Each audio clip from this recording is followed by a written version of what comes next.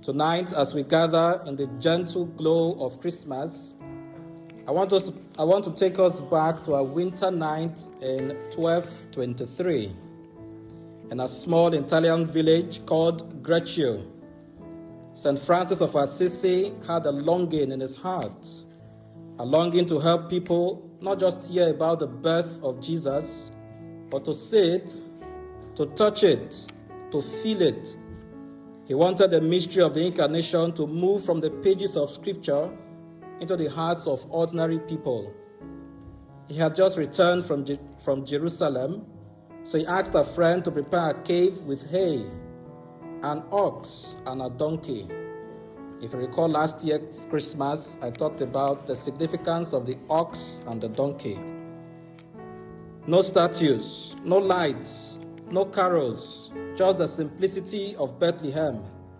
Francis told his friend, "I wish to recall to memory the little child who was born in Bethlehem. I want to set before our bodily eyes the heart shapes of his infant needs, how he lay in the manger, how with an ox and a donkey standing by, he lay upon the hay." And on Christmas night, the villagers gathered with torches, and Francis stood before the first crib, the first nativity scene in history, and he wept. He wept because in that humble manger, he saw the overwhelming tenderness of God. Francis understood something essential. The crib is not decoration, it is theology. It is the gospel in miniature. It is the incarnation made visible. He wanted to show the hardships Jesus suffered already as an infant. He saw the emptying of the glory of the Son of God, born of a gentle mother, but still thrown upon a stony and resistant world. And this is where the great church father, St. Athanasius, helps us tonight. He wrote a line that captures the entire meaning of Christmas in one breath. Ipse factus est quod sumus, ut nos efficiat quod ipse est. He became what we are, that he might make us what he is. This is what in theology we call deification or theosis, God becoming man in order for us to become what he is. Not God in his essence per se, but sharing in the divine life of God, sharing in his nature. And this is what we celebrate tonight, the union of heaven and earth, of God and man, that divine penetration into our world to fulfill the initial purpose of creation, that we may share in the life of God. And that is what Francis saw in that first crib. God who holds the universe and chooses to be held in human arms. God who needs nothing but chooses to need a mother's milk. God who is eternal yet chooses to enter time. He becomes what we are so that we might share in his life, in his light, and in his love. The crib teaches us that God does not save us from a distance. He comes close. He comes small. He comes vulnerable. He comes in a way that no one will fear to approach him. As Francis said, look at the humility of God. The manger is God's first sermon. Do not be afraid of me. I have come for you. And so tonight, as we look at our own crib here in our church, we're invited to see more than a charming scene. We're invited to see the truth of who God is. The crib tells us that God enters the ordinary. He enters the mess of our world. He enters the places that feel too small, too poor, too unworthy.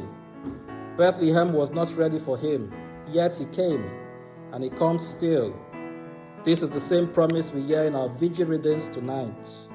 Isaiah announcing the light that breaks into our darkness, and Matthew tracing the long, patient genealogy through which God prepared a home for his Son. The crib is the fulfillment of that story. Every name, every generation, every hope leading to this moment where God chooses to dwell among us. The crib also tells us something about ourselves. If God became what we are, then our humanity, your humanity, is not something to escape or despise. It is something God has embraced. The manger says, your life matters, your body matters, your story matters. God has stepped into it. And as we stand at the end of this year, that truth becomes even more personal. Many of us have walked through the very challenges we name so often. Some have carried the weight of a difficult medical diagnosis. Some have endured financial strain and uncertainty. Some have faced loss, grief, or personal crisis. Some have struggled with marriage or family under pressure. And some, even in a year that seemed steady, discovered how quickly life can change. And yet, into all of this, Christ has come. Not because our year was perfect, not because we were strong, but precisely because we need Him. That is why the message of Christmas must remain with us even now. Christmas is for you.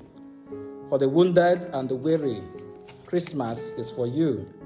For the anxious and the uncertain, Christmas is for you. For the grieving and the hopeful, Christmas is for you.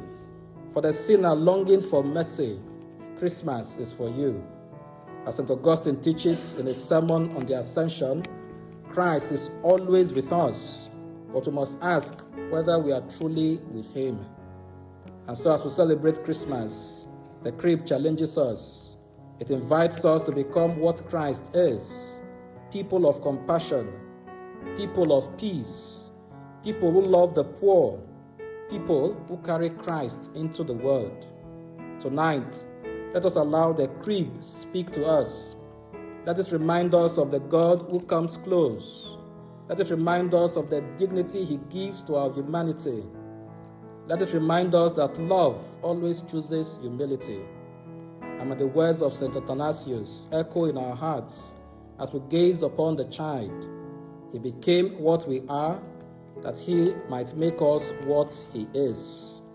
May this Christmas find us kneeling at the crib with the wonder of Francis, the faith of Mary, the courage of Joseph, and the quiet adoration of the shepherds.